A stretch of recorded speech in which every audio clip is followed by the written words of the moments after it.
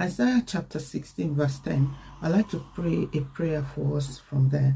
It says, gladness is taken away and joy from the plentiful field. I pray for us today that our gladness will not be taken away.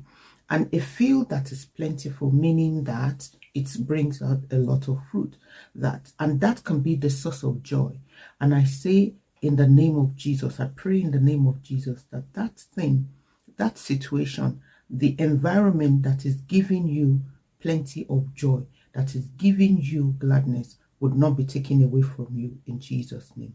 It goes further to say, in the vineyard, there shall be no singing. The vineyard is a place where you have harvest, you have fruit. And I pray for us today that our vineyard shall be full of noise and shouting and singing because of the extent of fruitfulness that we will get away from there.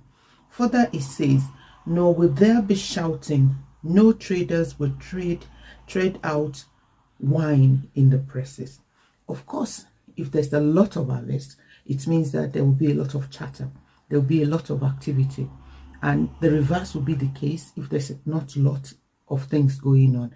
So I pray that in our household, in the areas that we call our own, in the areas that bring resources for us, there will be lots of shouting, there will be lots of chatter, there will be a lot of activity in Jesus' name.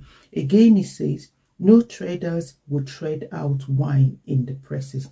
I pray that in the places that we bring out resources, there will be lots and lots of activities because it will be fruitful. There will be things to do in that area, which means that there will be a lot of activities.